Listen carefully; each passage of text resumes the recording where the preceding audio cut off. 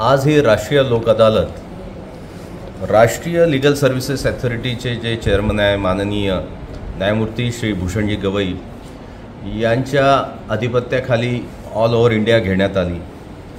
नागपूर बेंचला आम्ही 2 panel constitute केले। एक panel headed by justice Shri Chandwani आणि दुसरं पॅनल जस्टिस श्री प्रवीण पाटील।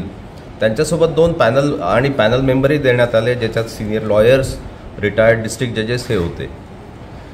एकंदरीत आम्ही 126 केसेस टोटल याच्यात सेटल करण्यात आल्या आणि टोटल अमाऊंट जो लँड ओनर्स होते, जे भूधारक होते, त्यांना देण्यात आला तो साधारण 50 करोडच्या वर आहे।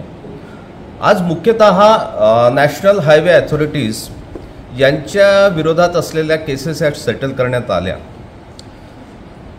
जे भूधारक आहे ते हायकोर्टापर्यंत आपल्या मागण्या घेऊन येतात, त्यांना कमी मोबदला मिळाला या संदर्भात इथे येऊन तो विषय एजिटेट केला जातो किंवा त्या संदर्भात व्यथा मांडली जाते। तसेच नॅशनल हायवे अथॉरिटीजलाही कधी वाटतं त्यांच्यासोबत अन्याय झाला आहे, आर्बिट्रेशनमध्ये त्यांच्या विरोधात कधी जास्त मोबदला देण्याचा आदेश झाला आहे, अशाही काही केसेस राहतात। एकंदरीत आज ज्या आपण 126 केसेस डिसाईड झाल्या आहेत त्याच्यात मुख्यतः ॲडव्होकेट राठी साहेब हे भूधारकांचे वकील राहिले। नॅशनल हायवे अथॉरिटी करता श्री कठाणे ॲडव्होकेट आणि श्री साळुंके प्रोजेक्ट डायरेक्टर अमरावती यांचा पूर्णतः सहभाग राहिला।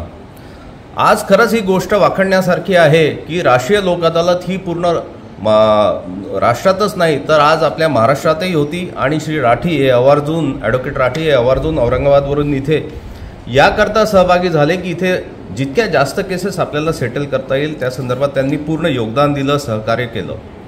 एक मुख्य गोष्ट जी आपण सांगू इच्छितो ती म्हणजे की नेहमी नॅशनल हायवे अथॉरिटीला आपण ब्लेम करत राहतो, रस्त्याची क्वालिटी चांगली नाही आहे, रस्ते चांगल्या पद्धतीने बांधले नाही आहे, ॲक्सिडेंट्स होतात किंवा जे ट्रॅव्हलर्स आहे किंवा भूधारक आहेत त्यांच्यासोबत अन्याय केला जातो। पण आज प्रोजेक्ट डायरेक्टर आणि नॅशनल हायवे अथॉरिटीजचे जे अधिकारी इथे हजर आहेत त्यांनी पूर्णतः सहकार्य करून 126 केसेस इन वन गो त्यांनी सेटल केल्या। खरंच त्यांची कौतुकास्पद बाब आहे आणि 50 करोडच्या वर या संदर्भात नुकसान भरपाई मोबदला देण्यास ते ॲग्री झाले। आम्ही त्या संदर्भात काही चेक्स आताच डिस्ट्रीब्यूट केले आणि ही गोष्ट इथे आवर्जून सांगण्यासारखी आहे ती म्हणजे की आज हा 126 केसेसचा जो बेंचमार्क सेट झाला आहे याच्यावरून बाकी भूधारक जे या कोर्टात अजून केसेस लढत आहेत त्यांना एक याच्यातून शिकवण मिळेल की ते जर लोक अदालतमध्ये सेटलमेंटसाठी आले तर त्यांची बाजू ही मान्य केल्या जाते, ती कन्सिडर केल्या जाते आणि नॅशनल हायवे अथॉरिटी ही कधी भांडायच्या मोडमध्ये नाही राहत तर ते पण सेटलमेंटच्या मोडमध्ये राहतात। ही गोष्टसुद्धा सर्वांनी आत्मसात केली पाहिजे। दुसरी गोष्ट आज जी आपण आवर्जून इथे उल्लेख केला पाहिजे तो म्हणजे तंत्रज्ञानाचा वापर। पुष्कळशे भूधारक हे दुसऱ्या जिल्ह्यातून म्हणजे अकोला झाला, अमरावती झालं या ठिकाणातले होते, त्यांना या उन्हाच्या काळात इथे ट्रॅव्हल करणं, हार्डशिप त्यांना जी सोसावी लागते त्याकरता तंत्रज्ञान म्हणून त्यांना आम्ही तिथल्या कोर्टात हजर करायला लावलं आणि व्हर्च्युअल मोडनी त्यांना तिथल्या कोर्टातून इथे आम्ही कनेक्ट करून त्यांचे आयडेंटिटी व्हेरीफाय करून ती रेकॉर्डवर घेऊन त्यांचा मोबदल्याचा क्लेम आम्ही सेटल केला आहे।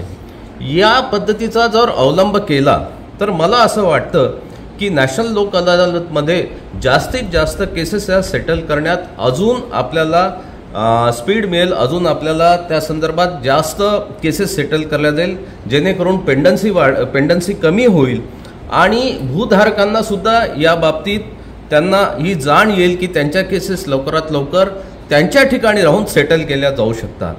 त्यामुळे मी एवढी अपील करू इच्छितो की ज्यांच्या केसेस या भूधारकांच्या ॲक्विजिशनसाठी मोबदल्यासाठी कोर्टात पेंडिंग आहे त्यांनी कृपया आपला क्लेम लवकरात लवकर पुढच्या लोक अदालतमध्ये लॉन्च करावा, जेणेकरून त्यांच्या केसेसही प्रायोरिटीवर सेटलमेंटसाठी घेण्यात येतील।